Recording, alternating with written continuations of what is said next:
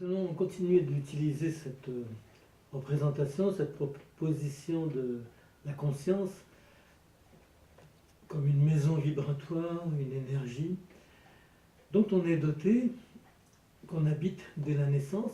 C'est comme notre maison, on fait la distinction entre l'état de la maison et nous qui l'habitons.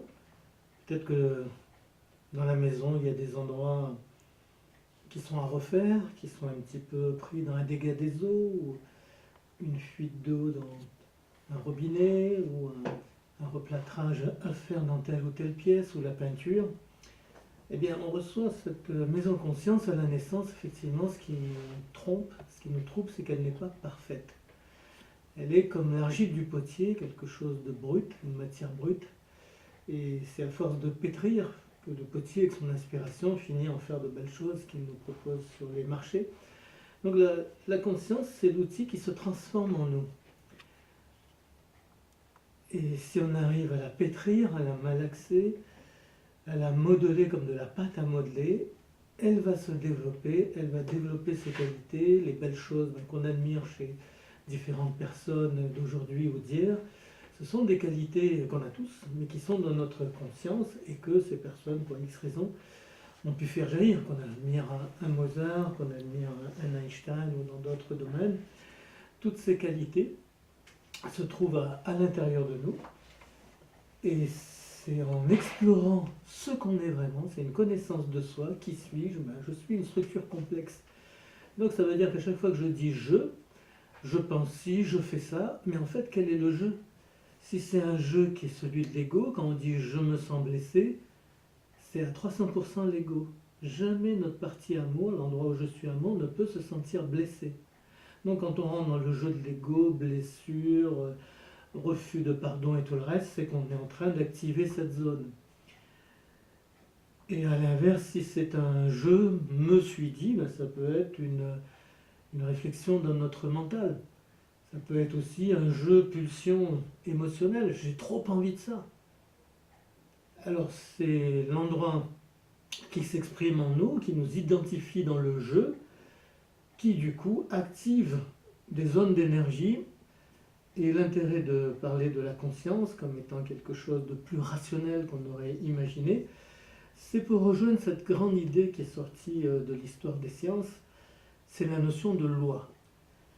Beaucoup de scientifiques avec beaucoup d'idées sur le monde, sur l'humain, et en fait, quand on regarde l'histoire des sciences, la plupart des idées sont longtemps fausses. On passe par 99 idées fausses sur tel ou tel problème de la physique, de la chimie, de la biologie, avant de s'approcher d'une idée qui semble vraie. Alors c'est l'histoire des sciences, c'est comme ça, c'est parce que la vérité est trompeuse, comme disaient les maîtres anciens, et du coup c'est tout ce chemin d'exploration que les sciences nous donnent, et au bout d'un moment on finit par parler de loi en science. Toute cette technologie, là, les smartphones qui envoient des images à l'autre bout de la Terre, la lumière, les TGV, les avions, tout cela ne vient pas d'un caprice mental d'un scientifique, mais des lois. Et ces lois derrière, le fondateur qui était René Descartes a indiqué, ce sont des lois de la nature, naturelle, ou les lois aujourd'hui on dirait de l'univers, quand on prédit une lune rousse il n'y a pas très longtemps, ou en tout cas une éclipse tel jour, telle heure, à tel endroit du globe, c'est déjà sidérant de voir comment le mouvement des planètes et des satellites répond à des équations mathématiques pour nous permettre de dire avec précision de ce genre d'événement. Alors c'est là où la connaissance est impressionnante et nous donne une prise sur les événements, puisque sinon une éclipse solaire en plein jour, ça peut causer beaucoup de superstitions, ou en tout cas de troubles. Alors la notion de loi en science est devenue une loi dominante, des lois qu'on a affinées, des lois plus puissantes que d'autres. Si un petit village récolte ou centralise l'eau dans une grande citerne, un petit village tout simple de 30 familles par exemple, et donc toute l'eau est dans la citerne, et chacun, pour aller au fond de la citerne, a une petite cuillère qu'il va laborieusement mettre au fond du puits, au fond de la citerne, pardon, pour remplir sa bouteille d'eau, ben, c'est laborieux, ça marche comme ça devient une tradition. Puis un jour, quelqu'un d'autre fait un rêve, ou peut-être une méditation, et il a une autre idée, avec un tuyau, un roseau, et il aspire, et puis ça génère un siphon, et donc ça permet, avec plus de confort qu'une petite cuillère qui doit aller au fond de la citerne, mais il peut se heurter aux traditions, aux gens qui sont attachés à l'ancienne façon. En tout cas, le siphon ne fait que mettre en œuvre des lois. Et si, à nouveau, quelque temps plus tard, une personne, peut-être un étranger qui passe, dit que ce genre de citerne a sûrement un petit robinet caché quelque part, et que finalement, en le cherchant, on le trouve, ou ça peut être un rêve qui donne ce genre d'intuition, eh bien le robinet va gérer avec encore plus de confort le besoin d'eau et de remplir sa bouteille, mais dans tous les cas, ce sont des lois. Après, c'est nous qui réagissons par rapport à ça. Et là, ce qu'on évoque, l'amour ici, l'amour là, le mental, en fait, ce sont des lois, mais on n'est pas habitué tellement à parler de lois dans le fonctionnement de la conscience, dans le fonctionnement de l'amour, dans le fonctionnement de la vie. La biologie, justement, est encadrée de beaucoup de lois, beaucoup de découvertes. Alors, la notion de loi est devenue la notion forte, et si on parle de faux amour, c'est justement en lien avec ces lois. Tous les jours dans notre vie quotidienne, on essaye de poser des actes qui nous amènent à plus de bonheur, plus d'épanouissement, pour nous, pour nos proches, pour notre environnement, etc. Mais la pollution aujourd'hui, préoccupation d'une partie de l'humanité, se heurte justement aux lois qui ne permettent pas à l'homme de continuer avec sa même technologie, qui lui dit qu'il faut changer le mode de vie. C'est la nature qui n'est pas une personne, qui est un principe géré par des lois, l'écosystème et toute son intelligence, qui nous dit stop. Pareil dans notre alimentation. Si on nous dit stop, trop de cholestérol ou pas assez de ci, etc., ce sont les lois de la physiologie, de la biologie, qui disent comment fonctionnerait au mieux notre organisme. Alors la conscience, la vie, le mental ont leurs lois. Quand on gère quelque chose par notre mental, tous on sait très bien que ça n'a rien résolu sur le plan émotionnel. La théorie c'est toujours facile, et effectivement l'émotionnel est une énergie extrêmement difficile qui peut devenir violente et qu'on ne sait pas trop comment gérer. Alors même un Gandhi qui proposait dans son combat de libération coloniale la non-violence ou l'amour, par derrière, dans sa présentation, il faisait appel à des lois qui gouvernent la notion d'amour et de non-amour chez tout un chacun. Plus un comportement est violent, plus il est dans l'émotionnel ou le subconscient, et ça veut dire qu'il est éloigné de la partie amour. Donc on peut comprendre qu'on a 7 milliards, tous les humains, à avoir ce potentiel, et ensuite, tout le problème va résider dans la clarification de cette partie-là, qui est capable de faire écran, nous faire oublier notre part amour, et produire les comportements les pires de l'humanité, ceux qu'on condamne ou ceux qui nous désolent aujourd'hui. En tout cas, cette compréhension nous dit qu'il y a des solutions en nous. Il faut aller les puiser, les chercher, un peu comme ça fait quelques siècles qu'on s'est intéressé au mental, et aujourd'hui on donne beaucoup de pouvoir au mental. La formule d'Einstein, E égale mc2, peut paraître mentale, mais c'est un des plus grands pouvoirs aujourd'hui utilisés, la puissance nucléaire.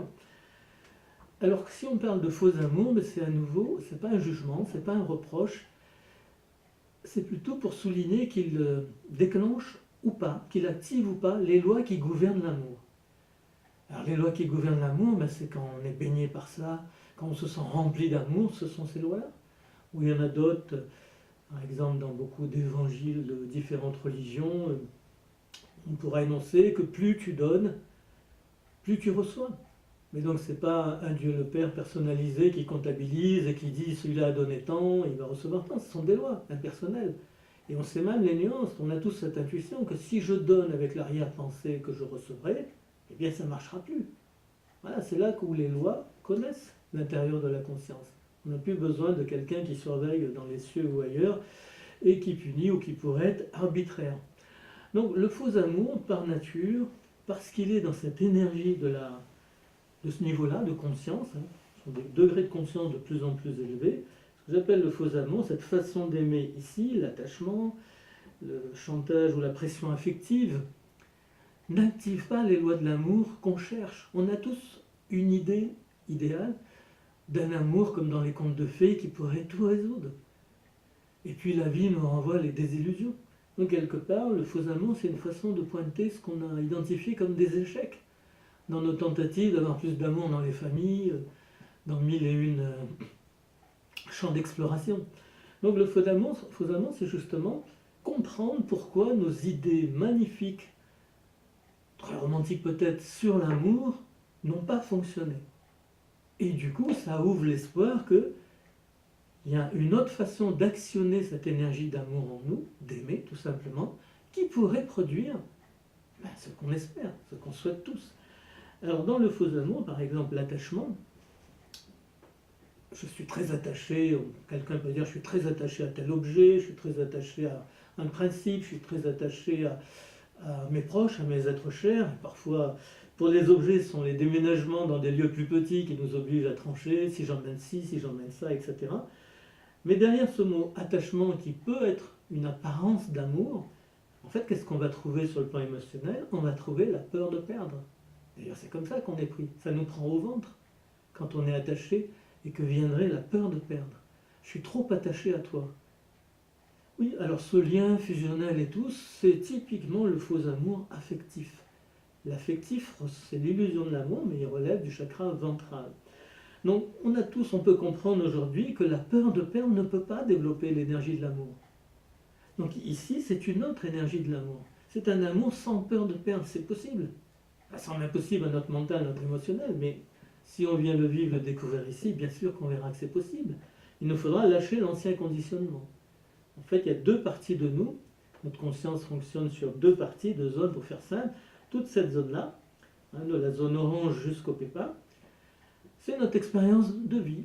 Dès l'enfance, la vie nous a placés là, la petite pièce depuis la naissance. Après, on s'est mis à penser. Et on pourrait dire aujourd'hui qu'on tourne en rond.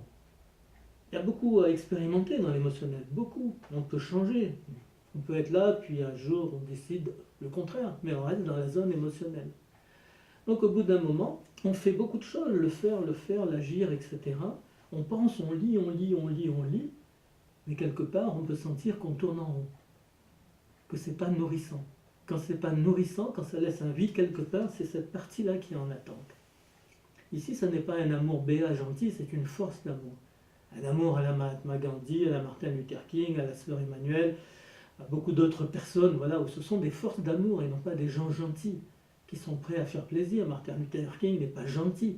Il dit aux lois de l'Amérique de l'époque qu'elles sont une insulte à la dignité de l'humain. Et donc il demande qu'on change la loi, il est prêt à aller en prison. Ce sont des forces d'amour, comme Nelson Mandela.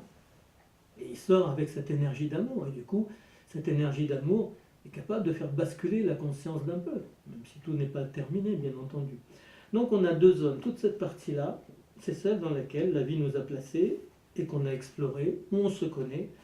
Et il y a cette autre zone. Pourquoi je dis une autre zone? Parce que l'énergie est différente, mais le rapport de force aussi. Ici, l'amour, notre vrai moi, notre moi profond, le soi, tous ces mots, cet étage supérieur va se vivre. Ce ne sera plus un mot, un concept, ça va être directement une vibration, une énergie, un état qui s'impose de lui-même. Mais la connaissance est différente. Toute la connaissance qui est là est opposée à la connaissance qui est ici. Ici, on est fasciné par les actes qu'on pose. On peut être super content, j'ai fait Compostelle, j'ai fait Vipassana, j'ai fait telle ONG, telle action humanitaire, etc. J'ai fondé un truc caritatif. Oui, ce sont des actes. Et on espère que ces beaux actes auront leur récompense. Ici, nos croyances fondamentales, qui sont des croyances fausses avec le recul, c'est la notion de bien et mal, tout bien faire. Bien et mal, ça va s'articuler depuis nos parents, nos ancêtres, avec la notion de punition et récompense. C'est ce que dit la société aussi. Si on fait tout bien, eh bien on est récompensé. Si on fait tout mal, on peut aller en prison et autre chose. Dans le domaine religieux, c'est pareil. Donc ici, on est sur la croyance, si je fais tout bien, la vie me récompensera. Ici, la notion de bien et mal, de punition et récompense n'existe pas. Ce sont les lois de l'amour qui comptent. Est-ce que je me suis tourné vers l'amour? Alors du coup, on voit chez nous, dans nos proches, parmi nos proches, notre vie, des gens dont on connaît bien la vie, qu'on a vu toujours dans le bien faire, l'abnégation, le rendre service, faire plaisir, être dans le cœur, toujours disponible, voire même des gens sacrificiels. Un amour sacrificiel d'une mère, d'une grand-mère, d'un père, d'un grand-père, etc. Et puis la vie qui paraît injuste parce que devant tous ces sacrifices, au contraire, la vie peut accumuler une série de malheurs qui nous font dire elle ne mérite pas ça, ou il ne mérite pas ça. Et nous, on a l'impression de l'aimer, de partager sa souffrance en empathie. L'empathie n'est pas ici, l'empathie est là. Partager la souffrance ne fait pas croître en amour. Ce sont des idées fausses qu'on a là. Toutes nos connaissances, pour l'instant, sont imprégnées de vérités, entre guillemets, émotionnelles. Notre émotionnel est persuadé que l'amour est toujours prêt à nous abandonner, comme dès la naissance, à se couper de nous, à nous rejeter, à nous exclure. Ici, si je viens là, je vais ressentir que je suis éternellement aimé de l'amour, éternellement, inconditionnellement. Même si je ne fais pas tout bien, je vais connecter un autre enseignement de l'amour, celui qui nous parle souvent dans les beaux livres, qui parlent d'amour, des personnes qui ont beaucoup exploré, il y a longtemps comme aujourd'hui. Mais il y a d'autres connaissances aussi. On évoquait en science la connaissance que la Terre est ronde ou la Terre est plate, ou comme Galilée, que le Soleil tourne autour, ou que au contraire, la Terre tourne autour du Soleil. Ces connaissances ont déjà beaucoup secoué l'humanité. Et la Terre, elle était déjà ronde, même si on pensait qu'elle était plate. Ici, il y a une connaissance, par exemple, qui s'oppose beaucoup à celle qu'on a là. Quand il nous arrive un événement, un accident, une catastrophe, un hasard malheureux, eh bien on est dans la posture victime. J'ai tout bien fait, je fais de mon mieux, mais ça m'est tombé dessus. Ah, moi j'ai tenu ma droite, mais le conducteur n'a pas respecté le stop. Voilà, on a une lecture du monde qui va bien là. Et si je viens ici, on ne sera pas dans la posture victime qui subit un accident, un malheureux. Ici, il y a une connaissance révolutionnaire, inouïe qui nous attend, qui secoue, qu'on trouve dans des livres assez modernes, comme ce monsieur d'Amérique, Neil Walsh, qui a écrit Conversation avec Dieu, beaucoup de tomes ou d'autres livres. Et ici, donc, on va dire, il va nous venir la compréhension que je suis créateur de cet événement. Et donc, cet accident de voiture, j'ai co-créé. Pas comme une punition, non, comme quelque chose d'autre. Il y a une autre vérité, une autre façon de venir, et c'est pour ça que il y a beaucoup de dieux qui enseignent l'acceptation joyeuse des événements, plutôt que la colère, etc., tous ces états de refus, d'injustice ou autre. C'est une autre façon. Il vous tombe une maladie dessus, alors vous avez toujours tout bien mangé. Un cancer ou autre, mais une part de vous peut se dire, je ne mérite pas ça, et être en colère. Mais si vous vous mettez à accueillir que mon subconscient peut-être a créé cette maladie, mais je peux amener de l'amour, je peux amener cette énergie dans cette maladie. Eh bien, il se peut bien que notre biologie, nos cellules, tout le reste, c'était le cas de la conférence numéro 4, si vous voulez la revoir plus en détail. En tout cas, là, sur l'instant, je voulais souligner qu'ici, je subis, c'est souvent la faute aux autres ou la faute à moi si je suis trop nul. Ici, c'est une autre lecture du monde. Cette lecture, ce n'est pas le mental qui nous la donne, c'est en activant cette partie-là. Plus je l'active, plus sa lumière se réfléchit là, et j'obtiens des idées nouvelles, des idées grandioses. Donc je peux changer mon regard sur l'amour en travaillant à venir ici. Et en particulier, je vais réaliser justement qu'un mot comme le sacrifice, c'est du faux amour. Et ça nous enferme dans nos frustrations, dans l'idée qu'on ne mérite pas, qu'est-ce qu'on a fait de mal. C'est que de l'ignorance. Le sacrifice, par définition, qui signifie de la souffrance et qu'on va perdre quelque chose, qu'il faut sacrifier quelque chose, par définition, il ne peut pas être dans l'amour. Ici, c'est que de la joie, de l'offrande joyeuse. Il n'y a pas un gramme de sacrifice au sens de ce mot aujourd'hui. Et beaucoup de gens qui sont dans le sacrifice, j'ai tout sacrifié pour toi, hein, parfois un proche peut dire ça à un autre, pensent que c'est de l'amour. Mais non, le socle est dans le subconscient. C'est pas facile d'entendre ça, bien sûr, mais c'est à nous de choisir, de dire mais je veux aller à la rencontre de cette source d'amour qui est en moi. Et là, si j'aligne mes décisions avec cette partie-là, eh bien je vais me découvrir à l'étage supérieur, à une autre énergie, et la vie va non seulement prendre une autre lecture pour mes yeux, mais surtout une autre sensation. Je ne pourrais pas changer les événements extérieurs, mais je pourrais changer ma façon de les vivre. Donc c'est ce centre de gravité là du petit moi qui pour l'instant est plutôt ici, on est plutôt des émotionnels sur pattes, on mentalise assez peu, hein. En général, on vote souvent, on réfléchit avec nos tripes, plutôt qu'avec un mental abstrait et objectif. Si on vient ici, eh bien on va atteindre une autre représentation, une autre dimension de nous-mêmes. Et la notion d'amour, le yoga du cœur est une méthode pour justement sortir de ce faux amour qui n'est pas facile à voir, pas facile à accueillir, pour faire ce chemin et atteindre par la porte du cœur cet endroit-là en nous.